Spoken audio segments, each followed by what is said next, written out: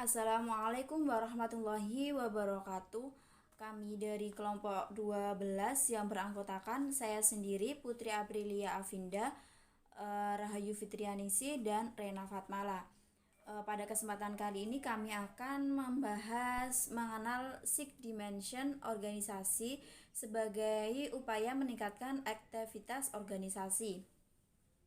Adapun pengertian organisasi. Organisasi merupakan sebuah wadah atau perkumpulan orang-orang yang bekerja sama secara rasional, sistematis, terencana, terpimpin, dan terkendali dalam memanfaatkan sumber daya, sarana prasarana, data, dan lain sebagainya yang digunakan secara efektif dan efisien untuk mencapai tujuan organisasi.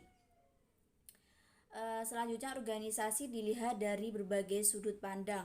Ada 3 organisasi yang dapat dilihat dari sudut pandang. Yang pertama, organisasi sebagai wadah yang berarti tempat beraktivitas saja. Yang dimaksud di sini adalah urusan administrasi dan manajemen yang di dalamnya setiap anggota harus mengetahui tugasnya dan tata kerjanya. Yang kedua, organisasi sebagai suatu proses atau disebut dengan pembagian kerja. Yang dimaksud adalah suatu proses pembagian kerja yang unsurnya mempunyai suatu hubungan dan adanya interaksi antara individu dengan individu, individu dengan kelompok maupun kelompok dengan kelompok. Yang ketiga, organisasi sebagai alat mencapai tujuan. Yang dimaksud di sini adalah dibentuknya karena adanya tujuan yang dilakukan atas kesepakatan bersama dengan cara kerjasama agar tujuan lebih optimal. Pengertian dimensi organisasi. Dimensi organisasi adalah siapa atau kelompok mana yang harus mengerjakan apa yang sudah diputuskan. Ada beberapa aspek dimensi organisasi. Yang pertama, aspek pembagian tugas, fungsi, tanggung jawab dalam kerja, mulai dari jabatan yang paling tinggi maupun berbagai unit yang dibentuk.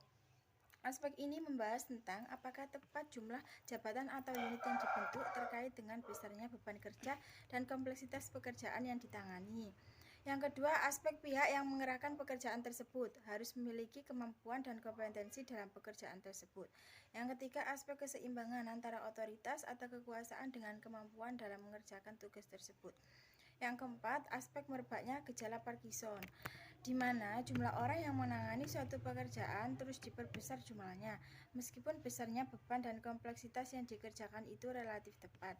Dan yang terakhir ada aspek upaya kesinambungan untuk menilai efektivitas organisasi dari publik yang ada. Selanjutnya, yaitu Six Dimension Organization menurut Melvin Weisbord tahun 1978. Jadi, ada 6 dimensi organisasi menurut Melvin. Yang pertama, yaitu dimensi tujuan. Dimensi tujuan merupakan segala hal yang dilakukan untuk membuat setiap orang agar dapat paham dan ikut bertanggung jawab dalam suatu organisasi.